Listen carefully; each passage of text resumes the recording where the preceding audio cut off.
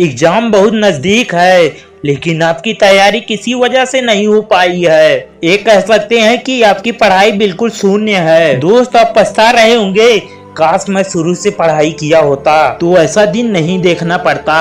दोस्त, कहा गया है, पछताने से बीता हुआ समय नहीं बदलता और चिंता करने से भविष्य नहीं संवरता। इसलिए पछताने और चिंता करने से कुछ नहीं मिलेगा। अब बचे हुए समय के बारे में सोचो कि बचे हुए समय में किस तरह से पढूं कि एग्जाम में अच्छे मार्क्स आ जाए। दोस्त, अगर आपको एग्जाम में अच्छे मार्क्स लाना है तो स्वाभाविक है आपको कड़ी मेहनत करके पढ़ना होगा। जितना हो सके उतना पढ़ो, तब देखो आप पास ही नहीं बल्कि एग्जाम में अच्छे परसेंटेज भी गेन कर पाओगे। दोस्त, मान लीजिए पढ़ाई करना शुरू कर दिए, लेकिन आपको समझ नहीं आ रहा है कि पढ़ाई करना किस तरह से शुरू करूं जिससे आपका हर सब्जेक्ट का हर चैप्टर कवर हो जाए और एग्जाम हॉल में एकदम धमाल मचा दूं। दोस्त, इसके लिए आपको एक टाइम टेबल बनाना पड़ेगा और कौन सा सब्जेक्ट कितने घंटे पढ़ना है ये भी तय करना पड़ेगा। मान लीजिए साइंस में आपका 12 चैप्टर है, लेकिन 12 चैप्टर कवर करने के लिए समय नहीं बचा है। दोस्त, साइंस के इन 12 चैप्टर में से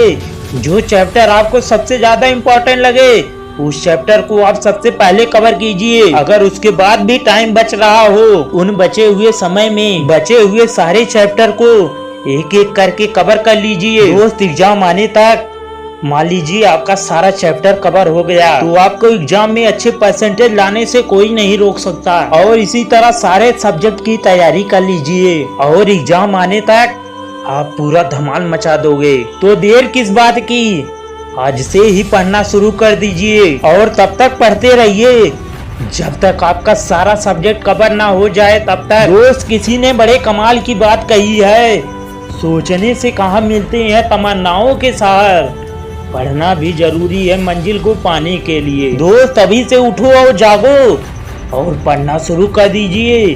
तब तक पढ़िए जब तक आपका एग्जाम एंड ना हो जाए तब तक।